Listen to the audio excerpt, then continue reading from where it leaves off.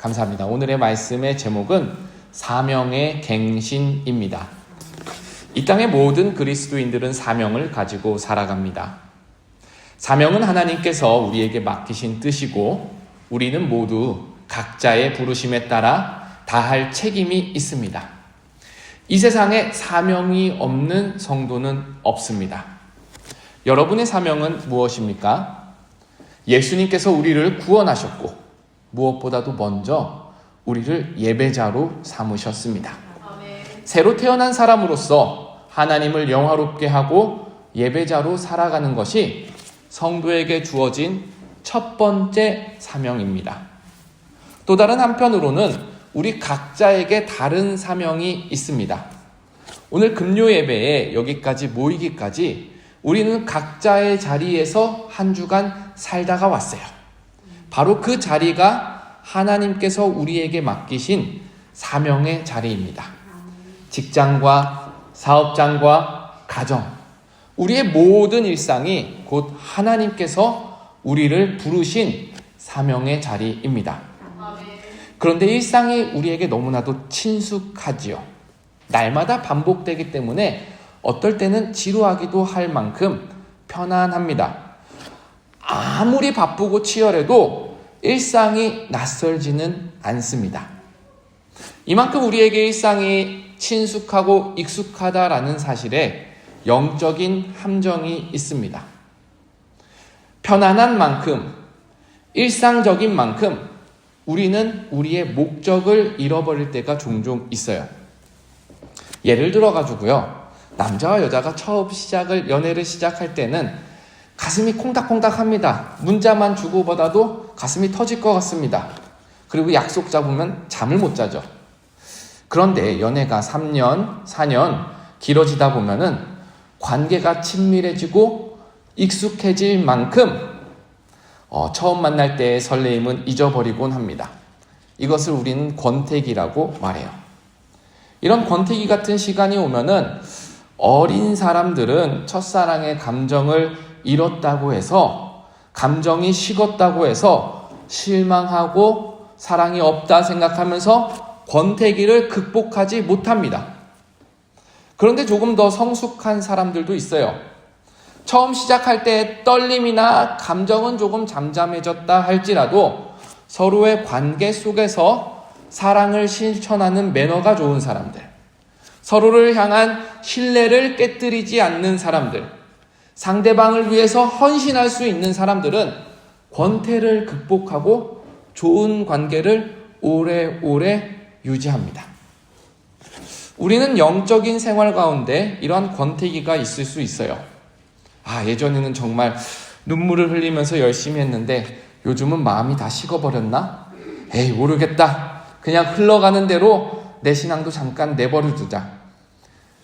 하나님의 첫사랑에 대해, 하나님의 뜻에 대해 감각이 무뎌지면은 내가 다해야 할 사명에 대한 긴박감도 없어지고요. 영적인 권태기 가운데서 허둥지둥 할 때가 있습니다. 그때 우리는 무엇을 생각해야 합니까? 감정이 아니에요. 그때는 우리가 무엇을 붙잡고 있느냐? 그때는 우리가 하나님께서 우리에게 주신 책임을 다하고 있느냐를 한번 점검해 봐야 합니다. 오늘 본문에 보면은 하나님께서 요한의 사명을 고치시킵니다. 물론 요한에게 권태기가 온 것은 아니에요. 요한이 하나님 앞에 환상을 받고 계시를 받은 다음에 다시 돌아가기에 앞서가지고 하나님께서는 요한의 사명을 다시 한번 각인시켜 주는 거예요. 이것을 두고 신학적으로 사명의 갱신이라고 합니다. 지금 요한이 무엇을 하고 있죠? 재난 한가운데 있습니다. 7인의 심판으로 시작한 재난이 이제는 6번째 나팔 소리까지 선포되었고, 그리고 성경은 하나님의 더 크고 무서운 진노가 있을 것이라 라고 이야기를 하고 있어요. 그 가운데 가장 힘든 시기에 하나님께서는 주권적으로 요한을 부르시는 거예요. 자기 정체성을 깨닫게 하고 자기 사명을 깨닫게 해서 다시 한번 달려갈 수 있게끔 하시는 것이 하나님의 배려입니다. 첫 사명을 기억나게 하시고 다시 한번 그것을 붙들게 하시는 것이 하나님의 갱신입니다. 저는 저와 여러분이 오늘 말씀을 통해서 하나님께서 우리에게 주신 사명을 다시 한번 확인하기를 바랍니다. 마지막 때를 이겨낼 믿음과 힘을 말씀 가운데 얻어가지고 더욱더 간절하게 더욱더 긴박하게 달려가기를 주님의 이름으로 기원합니다. 첫 번째 사명은 언약의 주님께서 우리에게 주시는 선물이에요. 우리 10장 1절을 한번 같이 읽어보겠습니다. 10장 1절입니다. 시작. 내가 또 보니 힘센 다른 천사가 구름을 입고 하늘에서 내려오는데 그 머리 위에 무지개가 있고 그 얼굴은 해 같고 그 발은 불기둥 같으며. 1절에 힘센 천사가 나오죠. 이 천사는 하나님의 심부름을 하는 사자입니다. 본문을 자세히 보면은요, 하나님은 심부름을 하는 영적 존재 천사에게도 엄청난 권위를 위임하는 것을 볼 수 있어요. 천사의 머리 위에 무지개가 있어요. 무지개는 하나님의 약속의 상징입니다. 이 땅을 다시는 물로 심판하지 않으시겠다는 하나님의 상징이에요. 약속이에요. 근데 무지개 언약을 천사 머리 위에 두셔가지고 천사가 갈 때에 하나님의 긍휼이 온다. 하나님의 오래 참으심이 온다. 하나님의 약속이 드러났다라는 것을 이 세상 가운데 다 알게 하시는 거예요. 또 이뿐만이 아닙니다. 천사의 얼굴이 어떻게 되었다 그러죠?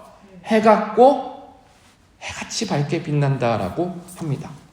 모세가 시내산에서 하나님을 만나고 내려올 때 모세 얼굴이 이처럼 해같이 빛났다라고 했어요.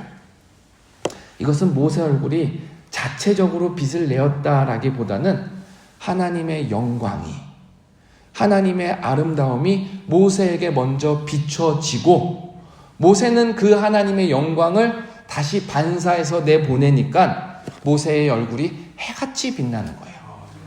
마찬가지예요. 너무 놀랍지 않습니까? 천사는 심부름을 하는 존재일 뿐인데 그럼에도 불구하고 하나님께서 천사를 사용하실 때 하나님은 하나님의 영광을 천사의 얼굴에 먼저 비치시고 그 천사를 보는 누구든지, 그 천사를 얼굴에 보는 누구든지 하나님의 빛을 천사의 얼굴을 통해 밝히 보게 하시겠다라는 것입니다.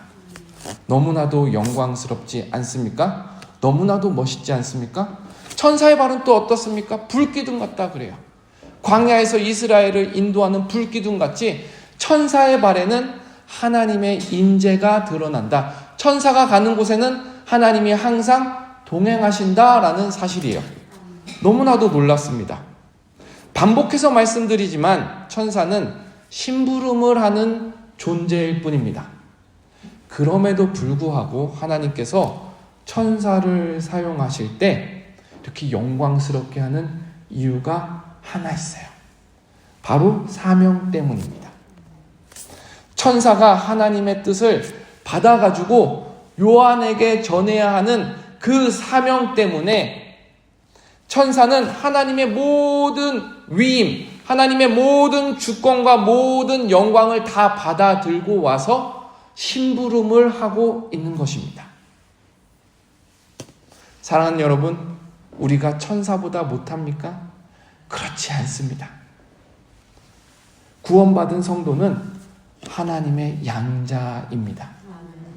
천사가 하나님의 심부름꾼이라면 우리는 하나님 나라의 유업을 받을 자, 하나님 나라의 상속자입니다.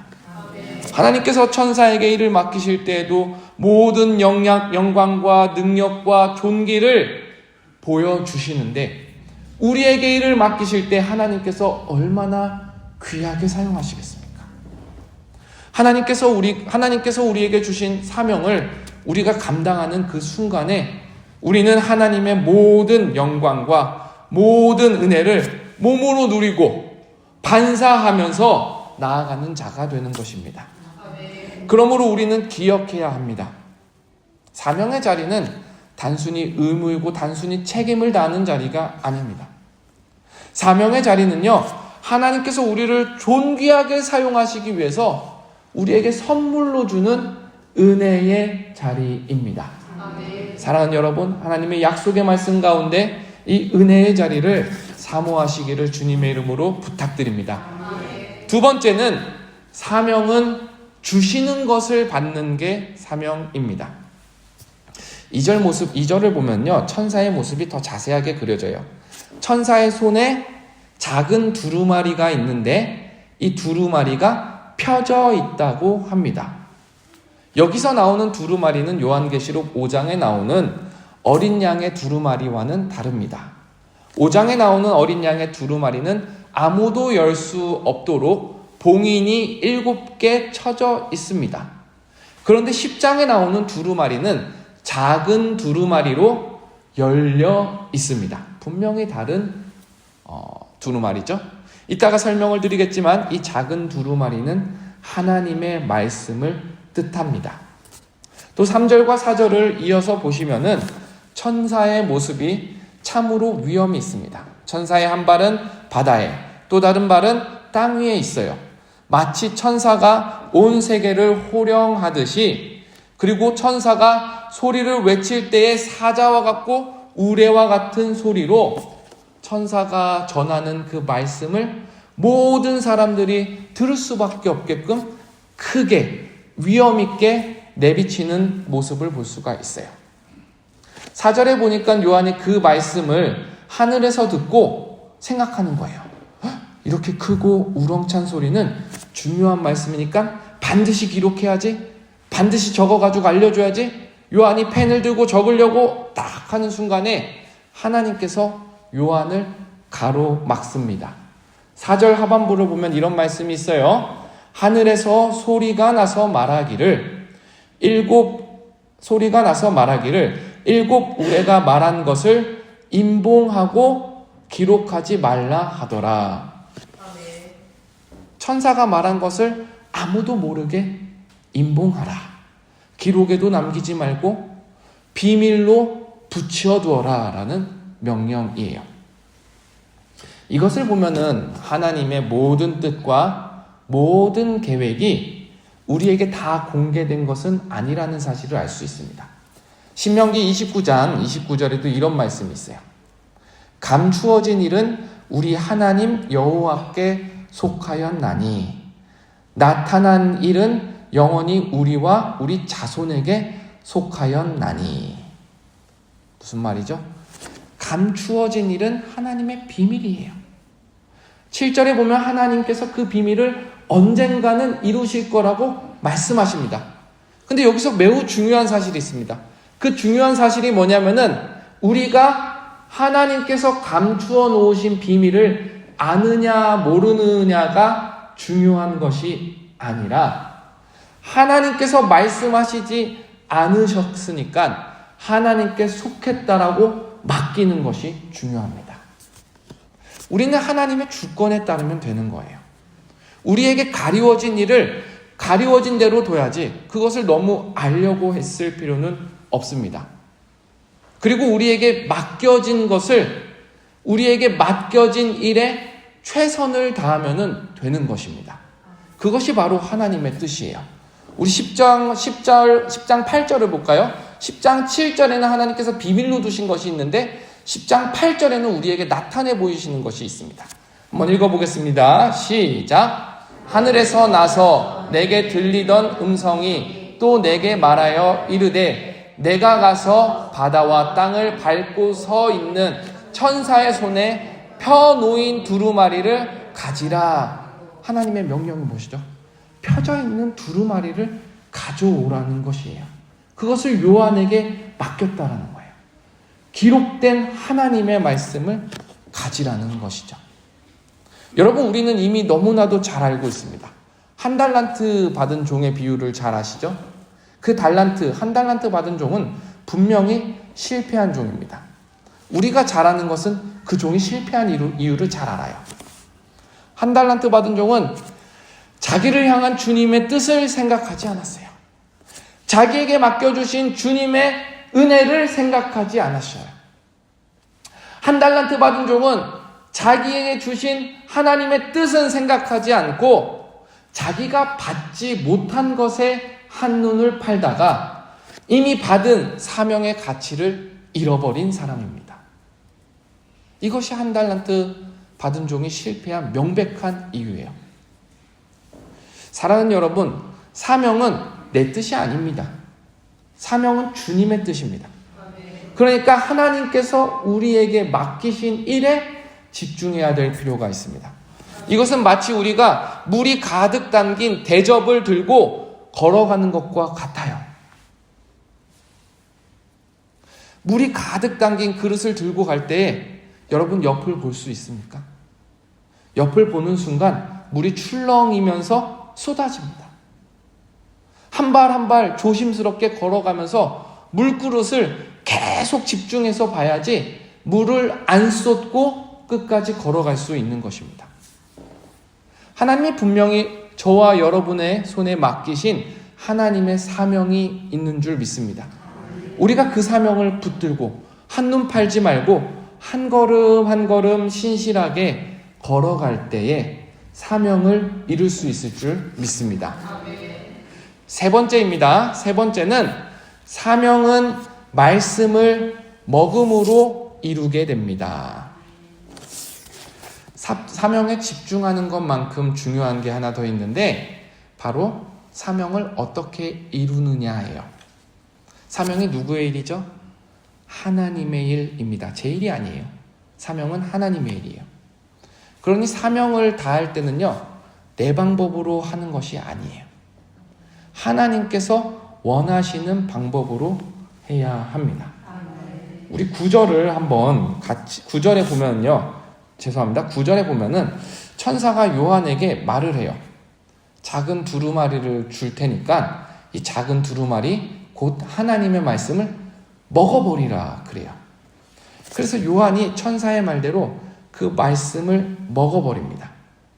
사명을 따른다라는 것은 말씀을 먹는 것과 같은 거예요.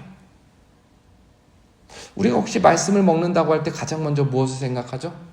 묵상하고 생각하고 기도하는 것을 떠올립니다. 날마다 정해진 시간에 정해진 본문 읽고 이 말씀이 나에게 주는 의미가 무엇인가, 참 좋은 말씀이다 하고 탁 덮어버리는 것이 사실 우리가 생각하는 말씀에 먹는 아주 단편적인 예일 수 있습니다. 근데요, 말씀을 먹는 것은요, 이거보다도 더 치열한 운동입니다. 우리가 음식을 먹으면요, 이 음식이 배에 들어가서 열심히 소화를 해요. 얼마나 열심히 소화를 하냐면은 우리가 배부르게 먹으면 먹은 만큼 졸립니다. 소화를 하기 위해서 위장의 모든 혈액이 다 쏠리니까 머리에 피가 부족해서 졸린 것이 바로 식곤증이라 그래요. 이만큼 소화하는 것은 에너지가 많이 들어갑니다. 그리고 소화를 하고 나면은 그 음식이 에너지로 바뀌어가지고 우리가 살아갈 수 있는 힘이 되는 거예요. 그리고 남는 힘은 우리의 몸에 축적을 해요. 지방으로도 단백질로도 또 머리카락으로 손톱으로 바꿔버립니다. 말씀을 먹는 것은 이것과 똑같아요. 우리 말씀이 들어오면은 아, 말씀이 나한테 들어오는구나, 그런가 보다 하고 그치는 게 아니에요. 우리 영혼과 우리 삶의 가장 깊은 곳에 말씀이 치고 들어와서 우리 영혼이 그 말씀을 소화하기 위해서 영적인 노력을 해야 되는 거예요. 온 집중을 하고 우리를 되돌아보고 치열하게 싸워야 되는 거예요. 그리고 그 싸우는 과정 가운데서 에너지가 나옵니다. 영적인 힘이 나옵니다. 그걸 영성이라고 합니다. 그리하여서 우리 삶이 지탱이 되고요. 그래서 우리의 삶과 영혼이 날마다 성장하는 것이 말씀을 먹는 거예요. 당연히 우리가 말씀을 먹다 보면은요, 잘 먹으면 잘 먹을수록 그 먹는 것 때문에 생기는 아픔도 있다라고 합니다. 한번 10장 10절을 같이 읽어볼까요? 10장 10절입니다. 요한의 말입니다. 시작! 천사의 손에서 작은 두루마리를 갖다 먹어버리니 내 입에는 꿀같이 다나 먹은 후에는 내 배에서는 쓰게 되리라. 하나님의 말씀을 먹으니까 입에서는 꿀같이 달았어요. 맛있다 하고 요한이 실컷 먹으니까 그 말씀이 배 속에 들어가가지고 막 속이 쓰린 거예요. 속이 뒤집어지는 거예요. 탈이 나는 거예요. 이 장면이요, 구약의 에스겔 선지자가 똑같이 겪은 일입니다. 에스겔 선지자가 하나님의 말씀의 두루마리를 받아서 막 먹어요. 열심히 먹어요. 달다 맛있다 달다 맛있다 하고 막 먹었는데 배탈이 나버린 거예요. 배가 막 썩어 들어가는 거예요. 이게 에스겔의 삶이었습니다. 에스겔이 하나님의 말씀을 들을 때 너무나도 좋았지만은 이 말씀을 듣고 살려고 하니까 삶에서 부딪히는 게 계속 생기는 거예요. 말씀대로 살기 위해서 나를 뒤집어 엎어야 되는 거예요. 하나님의 사명을 받고 따르기 위해서 나를 포기해야 되는 거예요. 그렇게 열심히 노력해가지고 에스겔이 하나님의 말씀을 들고 백성들 앞에 나아가니까 백성들이 환영하고 박수하는 것이 아니라 말씀을 거절해요. 재미없다고, 내 뜻과 다르다고, 내가 원하는 내용이 아니라고 에스겔을 반대합니다. 반대할 뿐만 아니라 핍박을 합니다. 그래서 에스겔이 이런 말을 쓴 거예요. 말씀을 먹을 때는 달았는데 뱃속에 들어가선 씁니다 라는 말을 쓴 거예요. 요한이 똑같은 말을 갖고 오는 겁니다. 하나님의 말씀은 언제나 우리에게 달콤한 은혜이지만 그 말씀을 안고 살아가는 길은 때로는 쓰고 고통스럽기도 합니다. 말씀이 내 생각을, 말씀이 내 삶을 찌릅니다. 내 본성과 충돌하고 내 편리와 충돌하고 내 소원과 충돌할 때도 있습니다. 말씀을 잘 먹으면 잘 먹을수록 우리 삶이 송두리째 흔들리게 됩니다. 말씀을 따라 사는 것은 만만치 않은 거예요. 당연하지 않겠습니까? 여러분, 우리는 어항 속의 물고기처럼, 물 속에 사는 물고기처럼 죄악된 세상 속에 살아가는 사람들이에요. 물 속에 사는 물고기, 밖의 공기가 더 좋다고 끄집어내 놓으면 어떻게 됩니까? 숨을 못 쉬어요. 심지어 물보다 밖의 공기가 더 많은데도 숨을 못 쉬어요. 죄에 익숙해진다는 것은 이런 거예요. 우리가 이미 성도가 되었고 우리가 이미 구원을 받았지만 여전히 죄악된 세상 가운데 살아가는데 말씀 따라 사는 것은 그만큼 큰 도전입니다. 말씀은 세상을 카운트해요. 말씀은 세상을 반대해요. 세상의 논리를 역행해요. 그러니 말씀대로 사는 것이 어떻게 쉬울 수가 있겠습니까? 결코 만만치 않은 일입니다. 그럼에도 불구하고 우리는 말씀을 먹고 먹을 뿐만 아니라 뱃속에서 쓴 것을 견디어낼 수 있어야 됩니다. 그때 비로소 우리는 우리 삶이 말씀화되어 가는 거예요. 예수님을 닮아가는 성화가 일어나는 겁니다. 그리고 우리가 성화가 돼서 딱 하고 세상에 나가면 세상 사람들이 뭐라고 할까요? 야, 저 사람 박수 칠까요?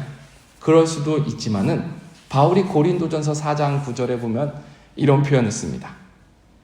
우리는 사람들에게 구경거리가 되었습니다.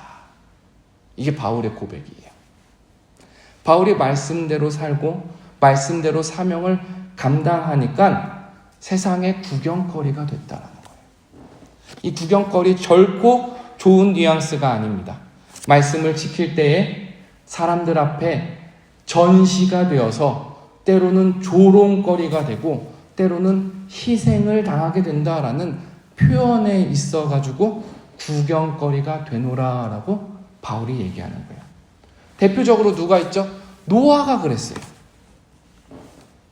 노아가 말씀대로 사명을 감당하니까 어디 세상이 박수를 치던가요?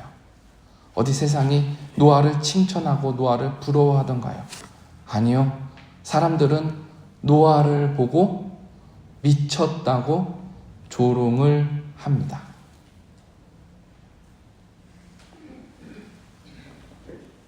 말씀을 먹는 사람은 때로는 구경거리가 될 줄 아는 용기가 있어야 합니다. 말씀을 먹는 사람이 사명을 사명답게 감당할 수 있습니다. 온갖 인간적인 방법으로 그럴듯하게 꾸며낸다고 주님의 일이 이루어지는 것이 아닙니다. 주님의 일은 예수님의 일이기 때문에 예수님의 뜻대로 해야 합니다. 내 배가 쓰더라도, 내 창자가 뒤틀리더라도 말씀을 붙들고 살아갈 때에 우리 삶이 세상에서 우레와 같이 선포가 되는 것이에요. 하나님의 심판이 임박했다. 하나님의 나라가 왔으니 바라보라. 하나님의 때가 차면은 그때는 늦으니 회개하고 복음을 믿으라라는 사명적인 메시지가 우리가 말씀을 먹을 때에, 우리 속에서 쓴 말씀이 마침내 소화될 때에 우리 삶을 통해 하나님께서 복음을 선포하시는 것입니다. 여러분, 우리 사명은 예배의 자리도 사명이지만 여러분이 삶을 감당하는 삶의 현장도 사명의 자리입니다. 제가 정말로 친하게 지내고 사랑하는 형이 일용직 아르바이트를 하는데, 이 형이 저녁에 놀자 그러면 놀지 않는 거예요. 왜 놀지 않아? 그래도 조금 더 놀고 들어가지. 이 형이 한마디 합니다. 나 내일 일 가는데 그리스도인으로서 일터에 가가지고 졸 수 없어. 내가 1시간 15,000원 받고 일해도 이 일하는 시간은 나는 누구보다도 충성되게 일해야 돼. 그러면서 그 형이 자기를 절제하는 거예요. 누구보다도 직장에서, 사업장에서 정직하게 일하려고, 그것이 하나님께서 그리스도인에게 주신 윤리적인 사명이라는 것을 붙들고 나아가는 거예요. 제가 참 많이 배웠습니다. 오늘 말씀 속에서 하나님께서는 요한의 사명을 갱신하십니다. 갱신하시는 이유는 다시 한번 더 열심히 달리라는 하나님의 격려입니다. 사랑하는 여러분, 지금 이 자리에 하나님께서 우리의 사명도 갱신하고 계십니다. 사명을 하나님의 선물로 받으십시오. 하나님께서 허락하신 일에 집중하십시오. 그리고 집중할 때에는 말씀 중심으로 나아가십시오. 말씀을 먹고 말씀 때문에 흔들리고 말씀 때문에 구경거리가 되어도 좋습니다.